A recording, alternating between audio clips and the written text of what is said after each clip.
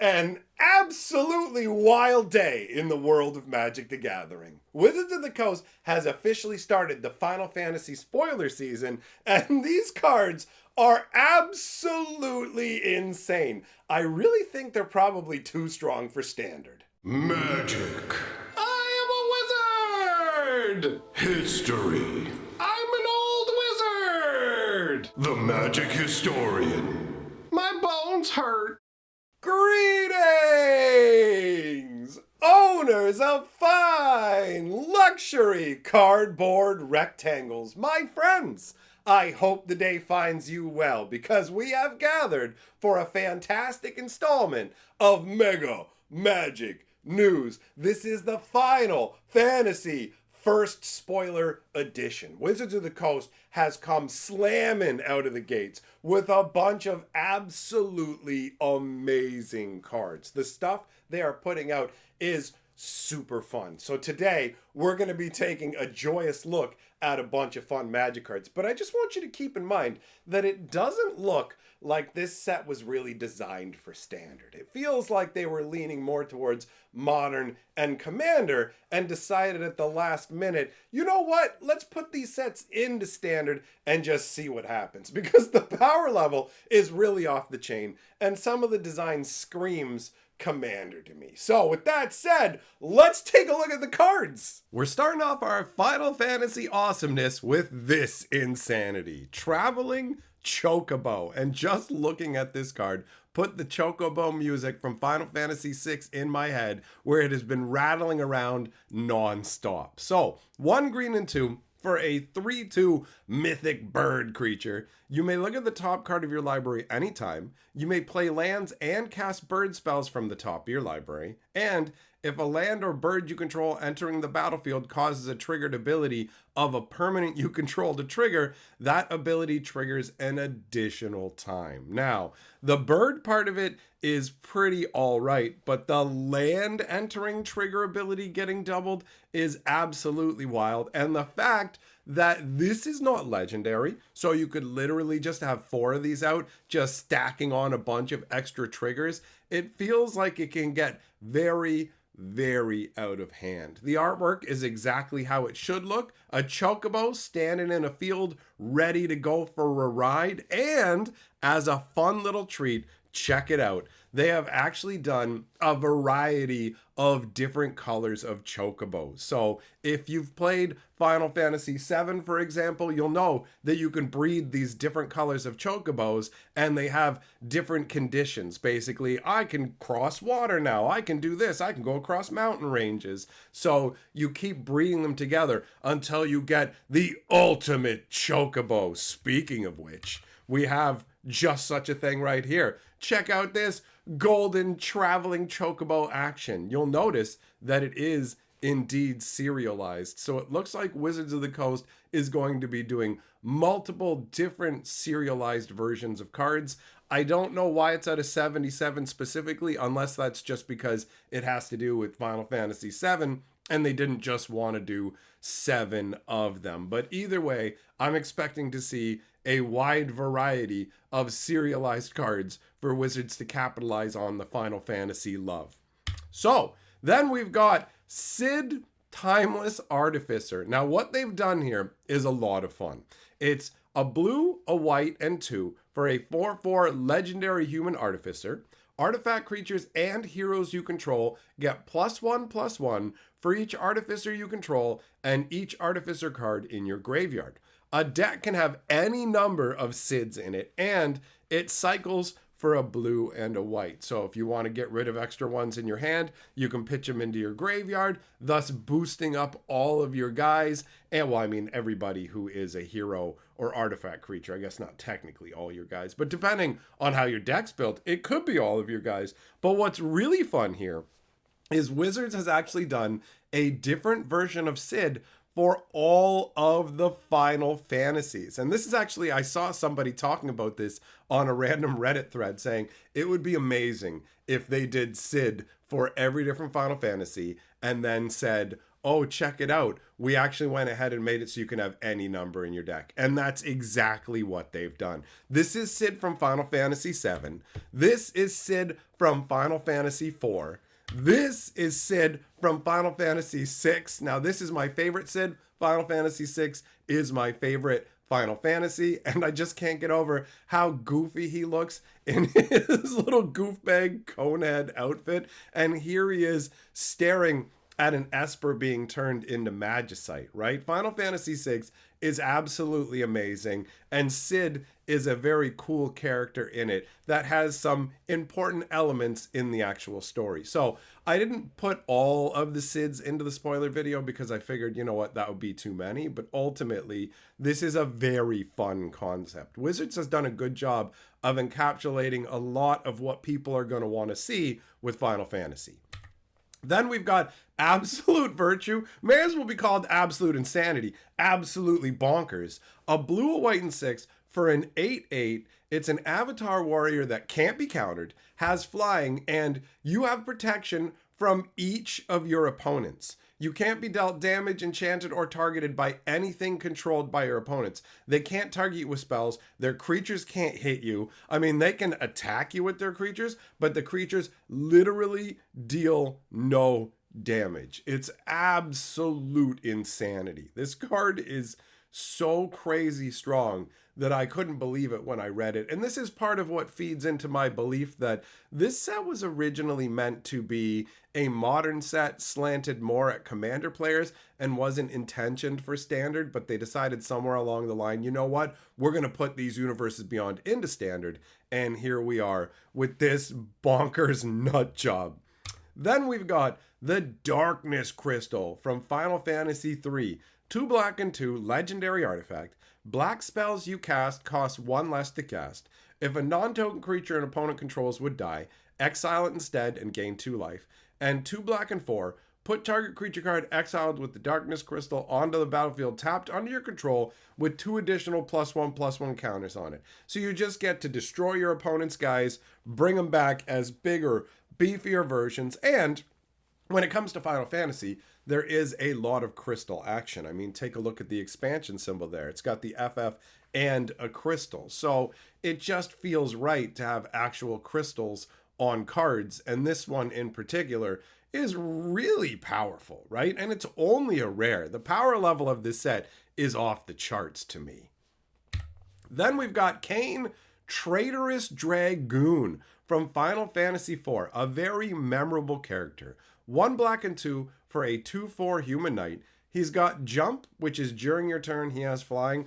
I have to say, this is what they've chosen to do with the whole jump ability, have it equal flying, but it doesn't feel like flying in the game because when a creature, when a hero, however you want to put it, when Kain jumps, right, he goes off the screen and he can't be attacked. He's basically unaffected by anything, and then he lands. So, I mean, they would need to give him something like indestructibility and hexproof along with flying to make jump feel like the actual jump ability. So there is a flavor quibble there. But anyways, the rest of his ability is whenever Kain deals combat damage to a player, that player gains control of Kain. If they do, you draw that many cards, create that many tapped treasure tokens, and lose that much life. I do not like effects like this at all. I do not like giving my opponents my things, even in exchange for resources. Hitting you for 2 and then drawing 2 cards and getting 2 treasure tokens, but handing over my creature is a feel bad moment. And this is another one that really does feel like it's meant for commander style. Here you go, have some of my stuff. I'm going to punish you for having my stuff, because there's a lot of that going on in commander. But, I mean, look at the artwork. This definitely is an epic looking Kain, and it's really cool to see characters from some of my favorite Final Fantasy games. Final Fantasy IV is my second favorite. It goes 6, 4, 7 for me. Everyone's got their own preferences, but that's the order of Final Fantasy for me. Then we've got Balthier and Fran. 1 green, 1 red, and 1 for a 4/3 legendary human rabbit with reach. Vehicles you control get +1/+1 and have vigilance and reach, and whenever a vehicle crewed by them attacks, if it's the first combat phase of the turn, you can pay a green, a red, and 1. If you do, after this phase, there's an additional combat phase. So, These are some of the most memorable characters from Final Fantasy XII. The whole airship pirate along with his companion Fran. And for me, honestly, the Final Fantasy XII kind of fell flat, really. You know, it didn't stand out as much as some of the other Final Fantasies, but I did like the Gambit system. In terms of the card itself, it's bonkers. 4 mana, I should say 3 mana, 4/3 reach, boosts up your vehicles, makes them vigilance, and you can get extra combat phases. Yeah, you do have to have a vehicle to be able to do it, but still, that's a lot packed into a little mana cost. Then we've got Yuna, Hope of Spira, looking super cute. 1 white, 1 green, and 3 for a 3/5 human cleric from Final Fantasy X. During your turn, Yuna and enchantment creatures you control have trample, lifelink, and ward 2. And at the beginning of your end step, return up to 1 target enchantment card from your battlefield to the from your graveyard, I should say. Bring an enchantment back from your graveyard to the battlefield with a finality counter on it. And there are some insane enchantments that you can get back from this set. There is one summon in particular. Wait until you see Bahamut, and then imagine just going, oh yeah, I bring it back with Yuna and do it a second time. Absolutely nuts.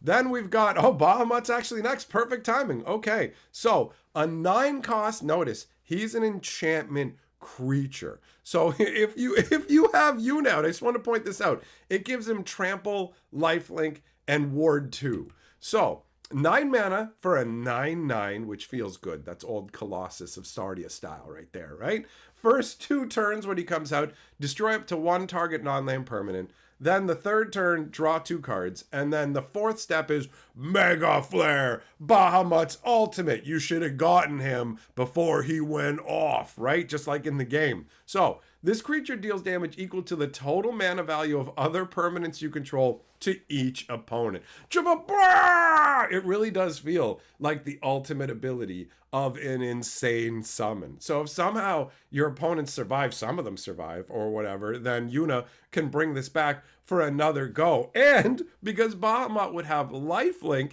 you'd gain all the life equal to the damage you did to everybody. Sure, he costs a lot of mana, but whatever. This is also what leans into my whole, this really does feel like it was aimed more towards Commander than Standard, right?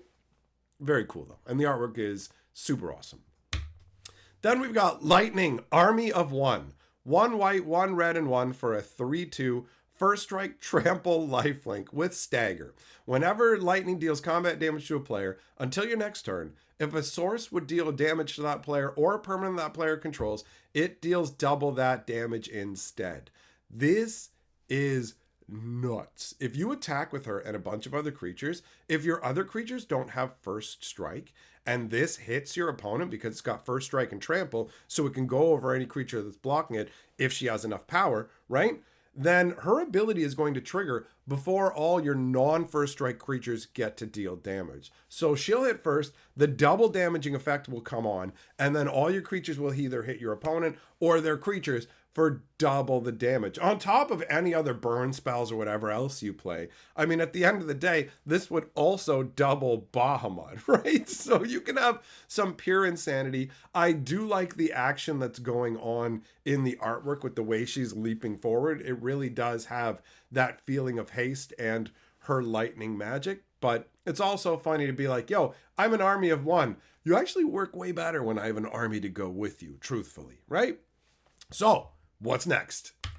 Then we've got Tifa Lockhart, a green and 1 for a 1/2 trampling human monk. She's got landfall. Whenever a land you control enters, double her power until end of turn, right? So play 1 land, she's 2 power. Play 2 lands, now she's up to 4. The more lands you can slap down in 1 turn, the bigger and beefier she is going to get. This artwork actually kind of makes me think of the old Streets of Rage Genesis games. It's got that kind of a vibe, but Tifa is a hardcore brawler. So on its own, it's not that strong, right? You do have to have ways to get more lands into play or boost your power up, right? If you just play something that cranks her power and then drop a land, even a giant growth on her puts her up to being a 4/5. Play 1 land, and now she's basically an 8/5 trampler.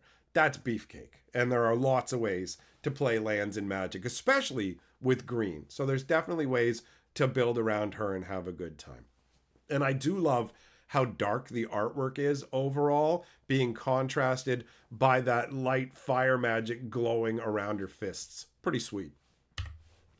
Then we've got Vivi! A lot of people are going to be super stoked about this sweet little black mage from Final Fantasy IX. I loved Final Fantasy IX because after Final Fantasy VII and VIII, I wanted to return to what felt more like Final Fantasy's more traditional fantasy roots, and Final Fantasy IX delivered on that. So Vivi is a red, a blue, and 1 for a 0/3 legendary wizard with the ability 0. Add X mana in any combination of blue and or red, where X is Vivi's power. Activate only during your turn and only once each turn. So you'll notice 0 power. So you have to do something to get that power up. The good news is super easy to do that. Whenever you cast a non-creature spell, you put a +1/+1 counter on Vivi and it deals 1 damage to each opponent. So again, I'm going to burn all my opponents in a commander game. I'm going to cast a bunch of boosts up. And Vivi just coming down with the staff from the top rope. It's great. This is very satisfying. Like I said, going to make a lot of people happy. Then we've got Y'shtola Rule. This is bonkers. 2 blue and 4, 3/5 cat druid. At the beginning of your end step, exile target creature you control, then return it to the battlefield under its owner's control. So Door of Destinies, essentially, right? Oh, not Door of Destinies, Conjurer's Closet. My apology. Conjurer's Closet, which lets you remove a creature and bring it right back, right? But on top of that, if it's the first end step of the turn, there's an additional end step after this step. So you get 2 end steps. So basically you get to bounce a creature out, bring them back, bounce a creature out, bring them back. And that's if you don't have anything else that cares about having extra end steps. This is a super powerful effect that is going to get abused for sure, right? Then we've got Gilgamesh Master at Arms. 2 red and 4. Gets you a 6/6 legendary human samurai from Final Fantasy V. Whenever Gilgamesh enters or attacks, look at the top 6 cards of your library. You may put any number of equipment cards from among them onto the battlefield. Put the rest on the bottom of your library in a random order. When you put 1 or more equipment onto the battlefield this way, you may attach them to a samurai you control. So if you wanted to build a samurai tribal style commander deck, he's got your back. But even without that, you can just equip him with all the gear. Gilgamesh has been grabbing up all the gear, which is super powerful. Every time he swings, you get to dig 6 cards deep in your library. And also, just for putting him out, that is powerhouse. And speaking of powerhouse, this artwork is powerhouse. Look at how evocative it is. Gilgamesh leaping in front of the moon like that. It is just, this is a home run, honestly. Fantastic. Fantastic looking card. Then we've got Aerith Gainsborough. Prepare to get real sad, friends. 1 white and 2 for a 2/2 legendary human cleric with lifelink. Whenever you gain life, put a +1/+1 counter on her. So obviously she's hanging out just fine with, she's like a Johnny's Pride mate, but with lifelink, right? And when Aerith dies, put X +1/+1 counters on each legendary creature you control, where X is the number of +1/+1 counters on her. And obviously that represents the moment where Sephiroth comes down out of nowhere, bam, off the top rope with his sword, pachow, and slides it into her. That is such a brutal moment. And then at the end of the game, when she's staring down into that chimney or fireplace or whatever, and you can see the moats, and you know that she's actually seen what's going to happen. She knows she's walking into her own doom. It's absolutely such an amazing moment. Aerith is such a cool character, and Final Fantasy VII is such a great game. So I'm glad that they made her in this fashion where it acknowledges that moment where Sephiroth takes her out, right? Then we've got Squall, Seed Mercenary, a black, a white, and 2 for a 3/4 human knight mercenary. He's got, whenever a creature you control attacks alone, it gets double strike until end of turn. And whenever he deals combat damage to a player, return target permanent card with mana value 3 or less from your graveyard to the battlefield. Not too shabby. swing with him by himself, give him double strike, bam, bring 2 things back from your graveyard. That's all right. When I look at him, I just have memories now of playing Final Fantasy VIII and trying to I got to keep my rank up. I got to keep my score high so I can get the highest pay grade. Such an interesting game, but not my favorite. You know what I mean? The Triple Triad game was pretty cool. Final Fantasy VIII is a solid offering, but it's one of the lower ranked ones for me. Then we've got Cloud Midgar Mercenary. 2 white for a 2/1. When he enters, search your library for an equipment card, reveal it, put it into your hand, and then shuffle. As long as he's equipped, if an ability of Cloud or an equipment attached to it triggers, that ability triggers an additional time. So when we talked about that spoiler for the Buster Sword and said equipped to a particular Cloud, it would go off twice. This is the guy right here. Multi-free casting with that crazy sword. But seriously, 2 white for a 2/1 that tutors up any equipment is pretty strong, right? Pretty strong. I wonder if there's any cards in Magic's history that only cost a couple of mana and let you tutor up equipment. I wonder if cards like that have been a problem before. Anyways, let's move on. We've got Sephiroth Fallen Hero. 1 white, 1 red, and 3 for a 7/5 human avatar soldier. This guy's from the commander decks, okay? So most of the cards we've seen already, actually all the cards we've seen already, are from the main Final Fantasy set. But if it has the Chocobo expansion symbol, that means commander deck. So he's got Genova cells. Whenever he attacks, you may put a cell counter on target creature. Until end of turn, each modified creature you control has base power and toughness 7/5.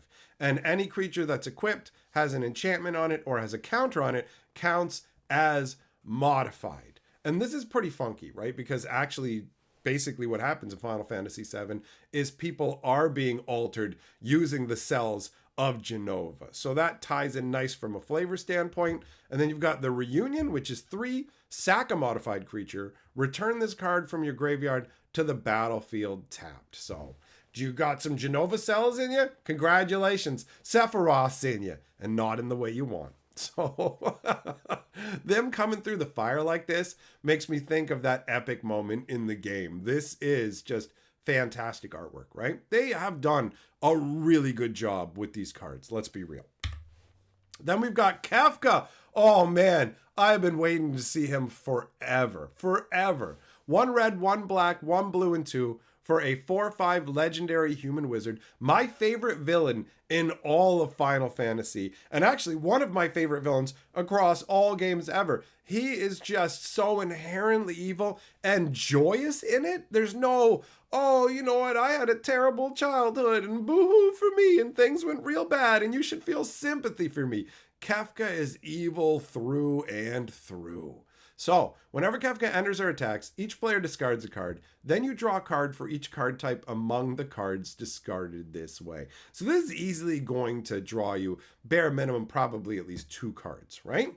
And then he has the other ability, 8 mana, each opponent sacks a permanent of their choice. Transform Kefka at sorcery speed. And I mean, look at Kefka. Look at how awesome he looks here. It's so cool. All right, now, what does he look like transformed? Ba-bam! Kefka, ruler of ruin! 5/7 flyer. Whenever opponent loses life during your turn, you draw that many cards. Oh, look, I attacked you for 5. You lost 5 life. I draw 5 cards.